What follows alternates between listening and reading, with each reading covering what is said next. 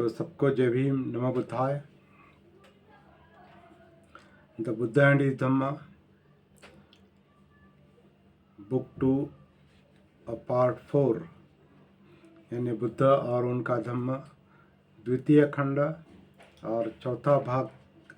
इसका हम अभी आखिरी हिस्सा देखने वाले हैं। हम देख रहे हैं कि तथागत बुद्ध कपिलवस्तु आए हैं और उनके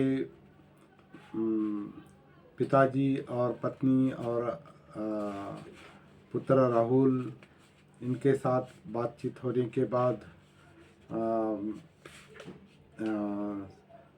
शुद्धोधन वियोग से पागल है, बाकी लोग भी दुखी है और शुद्धोधन सिद्धार्थ गौतम बुद्ध को फिर से वापस बुलाने के लिए आह्वान करते हैं और वो सुनते नहीं हैं। इसलिए शुद्धोधन अपने मंत्री से, राजपुरोहित से कहते हैं कि फिर से उन्हें विनती की जाए, उन्हें उनसे अनुरोध की जाए कि वो फिर से घर लौटें।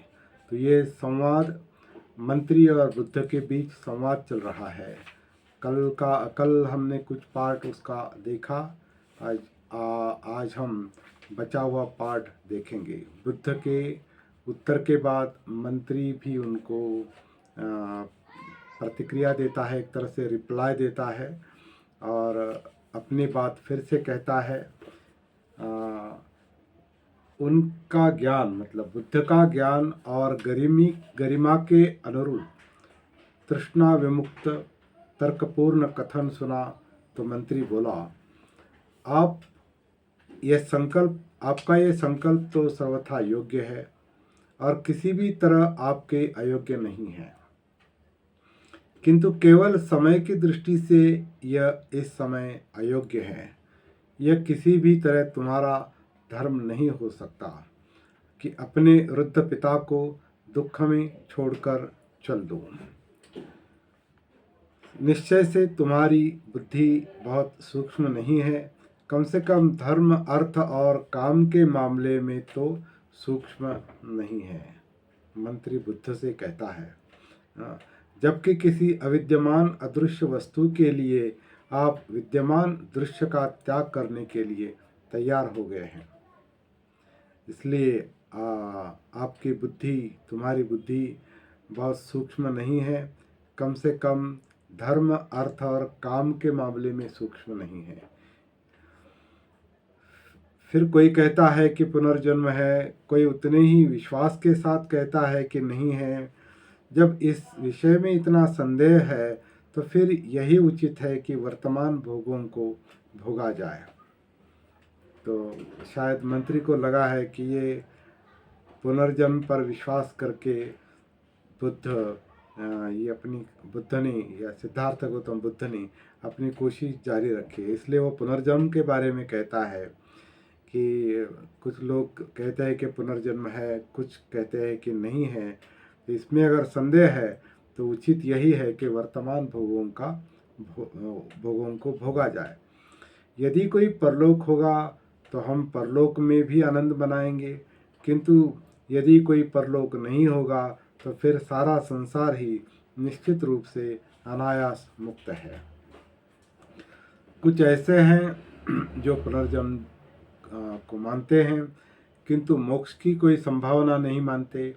उनका कहना है कि जैसे अग्नि स्वभाव से ही उष्ण होती है और पानी स्वभाव से तरल होता है, इसी प्रकार ये संसार स्वभाव से ही संसरणशील है। कुछ का मत है कि सभी वस्तुएं स्वभावज है, चाहे अच्छी हो चाहे बुरी हो, चाहे सत हो चाहे असत हो, और जब यह सारा संसार ही स्वप्नवज है, इसलिए भी हमारे सारे प्रयास व्यर्थ है। जब इंद्रियों की प्रक्रिया निश्चित है और बाह्य पदार्थों की अनुकूलता प्रतिकूलता भी, तो फिर जिसका वृद्धावस्था और कष्ट से अटूट संबंध है, उसे कौन कैसे पृथक कर सकता है? क्या ये सब प्राकृतिक है? नहीं है। पानी आग को बुझा देता है और आग पानी को भाप बनाकर उड़ा देती है। ये सभी तत्व जब इकट्ठे हो जाते हैं तो संसार का निर्माण करते हैं। गर्भ में ही हाथ, पांव, पेट, पीठ और सिर की रचना हो जाती है। बुद्धिमानों का कहना है कि ये सब प्राकृतिक है। कांटों के तीखेपन को कौन निर्माण करता है, अथवा पशुओं और पक्षियों के स्वभाव की कौन रचना करता है? ये सब प्राकृतिक है। कोई भी ऐसा कार्य नहीं जिसमें चेतना कारण हो, तो फिर चेतना का अस्तित्व ही कैसे हो सकता है? कुछ का कहना है कि यदि सृष्टि ईश्वर की रचना है, कुछ का कहना है कि यह सृष्टि ईश्वर की रचना है। यदि ऐसा है तो फिर किसी चेतन आत्मा के प्रयत्नशील होने की आवश्यकता ही क्या है? जो सृष्टि को गति प्रदान करेगा वही उस गति को अवरुद्ध भी करेगा। कुछ कहते हैं कि प्राणी का जन्म और मरण दोनों आत्मा पर निर्भर करते हैं, किंतु उनका कहना है कि प्राणी का जन्म तो अनायास होता है, किंतु मोक्ष प्रयास सिद्ध है।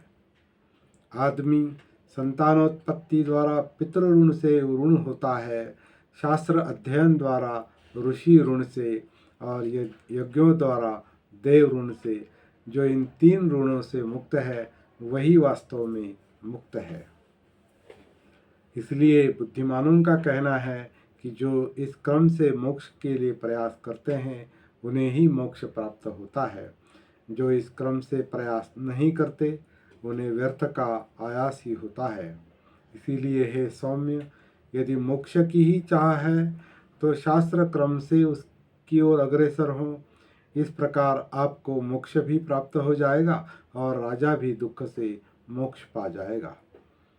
और जहाँ तक आपको वन से दोबारा घर वापस आने के बारे में आशंका है तो इसका विचार करने की आवश्यकता ही नहीं। पूर्व समय में भी लोग वन वापस लौटे ही है। अम्बरीश लौटा है, ध्रुमकेश लौटा है, राम लौटा है और भी बहुत लौटे हैं। इस तरह का सुझाव देने के बाद मंत्री ने इस तरह का जो सुझाव दिया है उस पर बुद्ध दृढ़ रहते हैं और अपना प्रतिपादन करते हैं। तब मंत्री के प्रिय और वफादारी से भरे वचन सुनकर उस मंत्री को, जो राजा की आँखों के समान था, दृढ़वती बुद्ध ने अपना उत्तर दिया, यथोचित न उकताने वाला और न जल्दबाजी से युक्त ऐसा उत्तर दिया। कुछ है, आगे कहते हैं वो, कुछ है व नहीं, इसमें मेरे लिए कोई दूसरा प्रमाण नहीं है। तपस्या और साधना द्वारा मैंने स्वयं सत्य को जान लिया है। मैं किसी ऐसे सिद्धांत को सही स्वीकार नहीं कर सकता जो अज्ञान निर्मित है और जिसका सिर नीचे और पैर ऊपर की तरफ है। मैं किसी ऐसे सिद्धांत को सही स्वीकार नहीं कर सकता जिसमें सैकड़ों बातें यूं ही पहले से ही सही मानकर उसमें चलना होता है। कोई बुद्धिमान आदमी केवल किसी दूसरे पर आश्रित होकर किसी बात में विश्वास करेगा। मानव जाति तो अंधेरे में एक अंधे के पीछे चलने वाली चक्षुहीन जाति बनी हुई है। लेकिन यदि कोई सत्य और झूठ में विवेक न कर सके, यदि कोई भलाई और बुराई के विषय में संदिग्ध हो, तो उसे भी अपना चित्त भलाई में ही लगाए रखना चाहिए। सद्वृत्ति वाले के लिए थोड़ा व्यर्थ का परिश्रम भी कल्याणकारी ही होता है। लेकिन ये देखकर कि इस पवित्र परंपरा का भी ठिकाना नहीं, ये समझ लो कि ठीक वही होता है जो विश्वसनीय लोगों का वचन हो। और विश्वसनीयता का मतलब है निर्दोषता। जो सर्वथा निर्दोष है वह सत्य का अपलाप कर ही नहीं सकता। और जो कुछ तुम मुझे घर लौट चलने के बारे में कह रहे हो और अपने पक्ष के समर्थन में कुछ लोगों के उदाहरण दे रहे हो, तो ऐसे लोगों की क्या प्रामाणिकता जिन्होंने अपने व्रत को ही तोड़ दिया है। तो इसका संदर्भ जो है, उन्होंने कहा है अम्बरीश लौटा है, द्रुमकेश लौटा है, राम लौटा है। तो इसके बारे में, इनके बारे में बाबा साहब ने ये अपना शायद कंक्लूजन दिया है, निष्कर्ष दिया है कि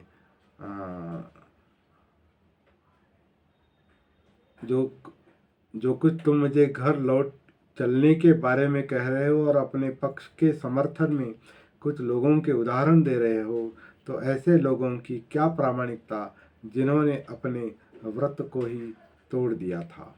चाहे सूर्य पृथ्वी पर आ गिरे और चाहे हिमालय भी अपने स्थान से हट जाए, तो भी मैं किसी भी हालत में इंद्रिय विषयोन्मुख होकर घर नहीं लौट सकता। मैं जलती हुई आग में प्रविष्ट हो जाऊंगा, किंतु बिना अपने उद्देश्य को पूरा किए घर नहीं लौटाऊंगा। इतना कहा और अपने दृढ़ निश्चय के कारण तथागत सर्वथा उपेक्षावान होकर उठकर चल दिए। तब आंखों में आंसू लिए मंत्री और पुरोहित निराश होकर कपिल वस्तु लौट आए। उन्होंने सिद्धार्थ का अड़िग निश्चय सुन लिया था। राजपुत्र के प्रति हृदय में प्रेम होने के कारण और राजा के प्रति हृदय में भक्ति होने के कारण वे लौट आए, किंतु बार बार पीछे मुड़कर देखते थे। वे न उन्हें देखते ही रह सकते थे, न उन्हें आँखों से ओझल होने दे सकते थे, जो कि सूर्य की भांति अपने तेज से तेजस्वी थे। राजपुत्र को वापिस लौटा लाने में असमर्थ सिद्ध हो मंत्री और पुरोहित लड़खड़ाते कदमों से वापिस लौटे। वे आपस में कह रहे थे, हम उस राजा को चलकर अब क्या मुंह दिखाएंगे जो अपने पुत्र का मुंह देखने के लिए ही तड़प रहा है। यहाँ पर ये घटना और ये संवाद पूरा होता है।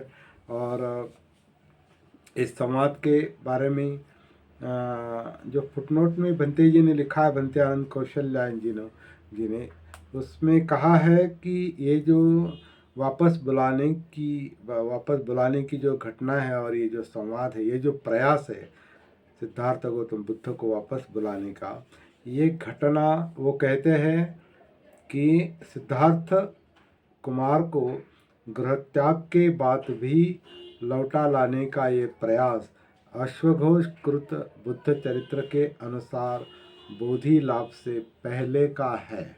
मतलब भंते जी इसके साथ सहमत दिखाई नहीं देते कि वो ये जो वापस लौटा लाने का जो प्रयास है ये बोधि लाभ के पहले का है और जिसका जिक्र अश्वघोष के बुद्ध चरित्र में है। तो जो भी है ये संवाद अर्थपूर्ण है। बाबा साहब ने इसमें अपने कुछ मत भी रखे हैं, अपने निष्कर्ष रखे हैं और ये संवाद किसी बौद्ध ग्रंथ से लिया गया होगा, ये स्पष्ट है। कोई भी बात बाबा साहब ने आधार के बिना नहीं कहते थे। तो मेरे ख्याल से चौथा भाग यहाँ पर द्वितीय कांड का चौथा भाग यहाँ पर पूरा होता है। कल से हम इसका पांचवा भाग देखेंगे और पांचवा भाग जो है धम्म दीक्षा की जो मुहिम है वो आगे अभी फिर से शुरू हो जाती है और कल हम देखेंगे धम्म दीक्षा का पुनरारंभ फिर से आरंभ। तो इसके यहाँ पर धर्म दीक्षा का पुनरारंभ कहा है, लेकिन बाबा साहब ने सिंपली कन्वर्जन शब्द इस्तेमाल किया है और कन्वर्जन का अर्थ धर्म दीक्षा नहीं है। उसका अर्थ करना है तो धम्म दीक्षा कह सकते हैं या और कुछ, लेकिन ये धर्म दीक्षा नहीं है। कन्वर्जन मतलब धर्म दीक्षा नहीं है। तो ये धम्म दीक्षा की कैंपेन है, campaign for conversion, campaign for conversion resume, इस तरह का इस पार्ट का अंग्रेजी टाइटल है। तो कल हम देखेंगे conversion of rustic Brahmins and conversion of the Brahmins of Uttaravati. तो कल तक के लिए हम यहाँ पर रुकते हैं।